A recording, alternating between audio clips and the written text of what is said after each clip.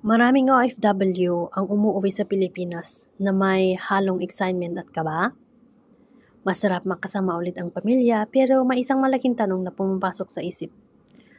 Kaya ko pa bang ituloy ang magandang buhay kahit wala na ako sa abroad?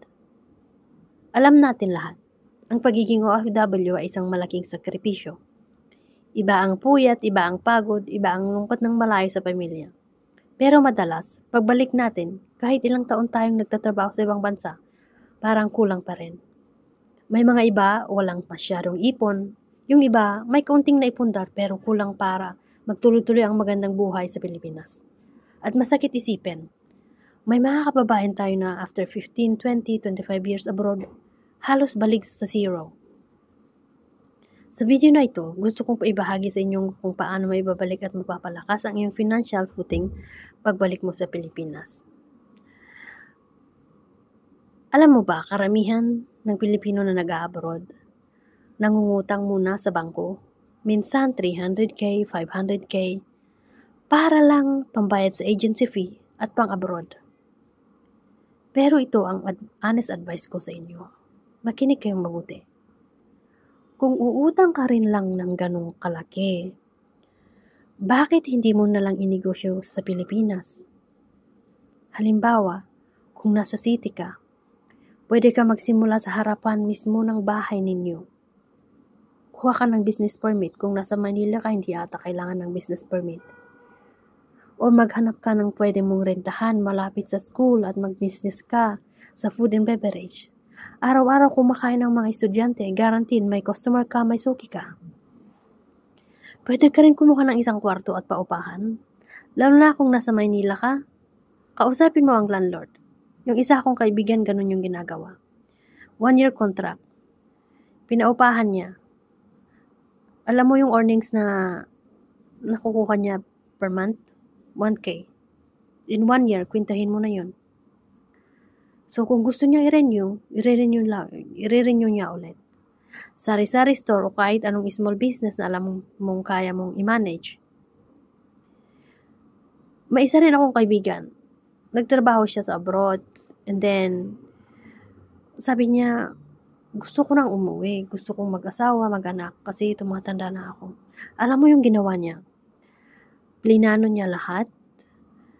Yung mga pinapanindan niya noon, sinend niya sa Pilipinas. Sinabihan niya yung mga kapatid na ibenta nila. So, naghanap siya ng isang location malapit sa may kalsada. Yung paninda nila ay okay naman kasi yung mga kapatid niya yung nagmamanage. So, nung umuwi siya, naplano niya na lahat. Ngayon, meron na siyang business, meron na siyang araw-araw na pinagkakakitaan. Tinanong ko siya, kumusta naman yung business mo dyan sa Pilipinas? Sabi niya, okay naman. Kasi kahit pa paano meron. Kisa sa wala.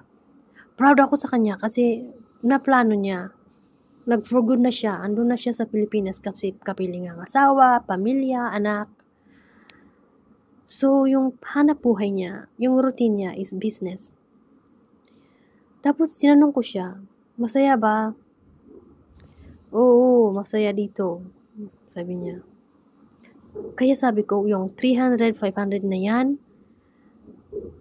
3K, 300K, 500K, pwedeng maging puhunan para mapalago ang negosyo at makasama mo ang pamilya mo araw-araw. Kasi ang tandaan mo, ang pagiging OFW ay hindi panghabang buhay. Marami na akong nakikita ng OFW na kahit 25 years abroad, wala pa ring ipon o naipundar. Hindi dahil sa tamad sila, pero dahil mali ang sistema ng pera at walang plano sa simula pa lang. So, ito yung mga strategy ng mga remittances for managing your remittances. 1. Assess your current savings. Pag-uwi mo, huwag kang mag-assume na okay lang bahala na sa pera. Dapat unang-una, alamin mo kung ano ang meron ka ngayon. List yung bank account, local at abroad. Saan mo nilagay ang investment? May properties ka ba? May utang ka ba na kailangan bayaran? Dapat linawin mo na lahat yun, i-clear mo na lahat. Tapos, don't forget, Don't withdraw all your savings. Common mistake ng mga OFW pag-uwi. Biglang withdraw lahat ng ipon tapos gastos dito, doon, reservations, appliances, travel. Hindi masama mag-reward sa sarili mo, pero ang ipon, hindi lang para gastusin. Ito ang puhunan para sa panibagong simula. Tapos, keep emergency fund. Kahit may bala ka magnegosyo, huwag mong galawin para lahat ng pera. Reduce remittance before coming home. Kapag alam mong umuwi ka na, in a few months, unti-unting bawasan ang padala. Ang goal, mag-ipon ka ng local cash fund para pag uwi mo, may ready kang panggastos. Shift nga, at sabi mo sa po sa isa kong video, shift from earning to send to earning to grow. Habang abroad ka, madalas, mindset natin, kailangan kong magpadala every month. Pero pag uwi, dapat magbago ang thinking. Kumita ako para magpalago ng kinabukasan, hindi lang para matapos ang buwan. Sabi ko sa isa kong video na may ipon challenge dito. So, investment opportunities for returning OFW. Ngayong 2025, marami nang bago sa ekonomiya, mataas ang inflation, pero sabay din tumaas ang digital opportunities. Small business like food kiosk, cafe, may steady demand basta maganda ang location. Online retail, income, e-commerce, buy in bulk, sell on Shopee, Lazada, service-based, laundry shop, water refilling, printing. Nung tumira ako sa Maynila, maganda yung laundry shop. Kasi hindi gumagana yung washing machine ng lolo ko dati. Dinala ko yung mga mabigat kong blanket. At namangha ako kasi yung laundry shop, ang laki palang negosyo yan. Pagkakitaan.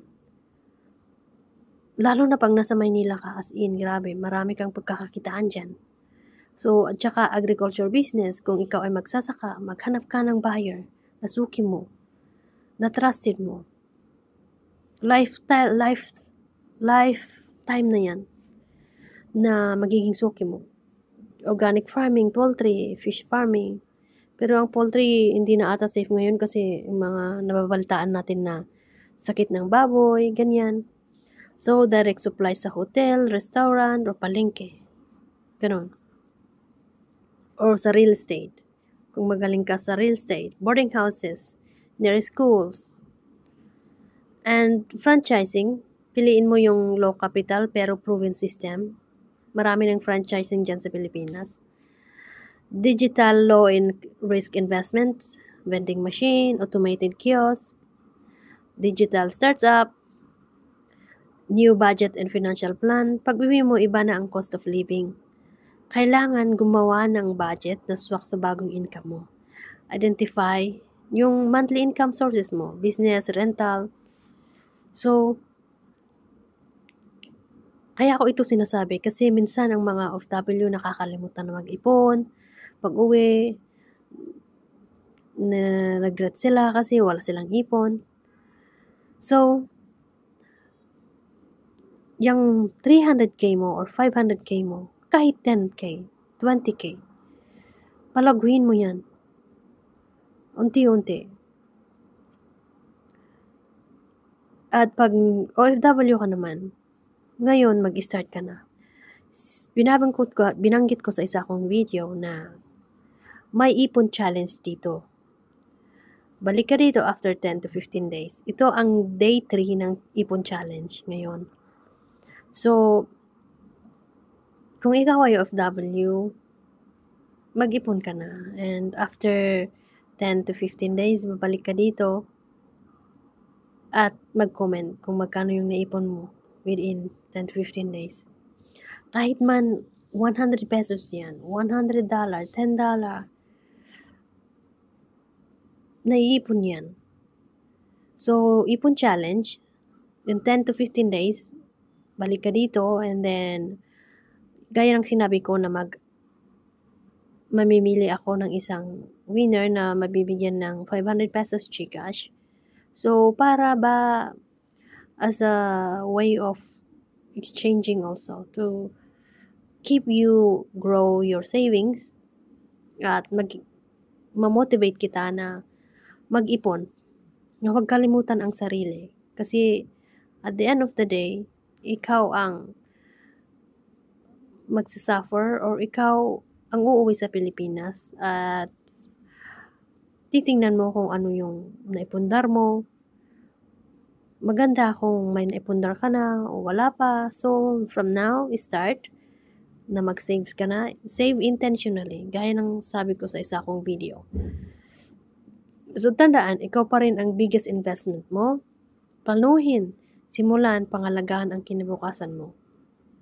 Kasi gaya ng sabi ko paulit-ulit, hindi lifetime ang pagiging OFW.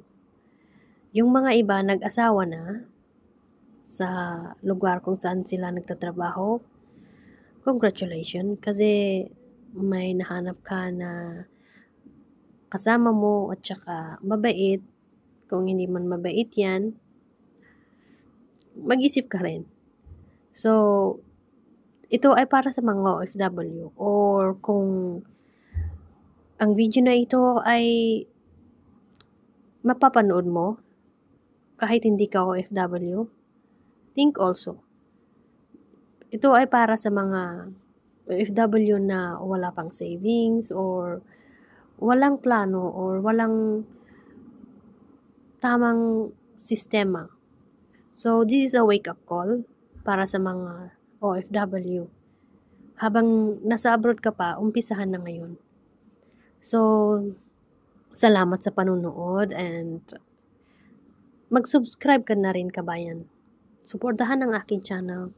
So, plano ko dito sa channel na to is to encourage every OFW na mag-invest and save intentionally. Maraming salamat sa panunood and I'll see you again sa susunod na video. Mag-ingat ka, kabayan. God bless.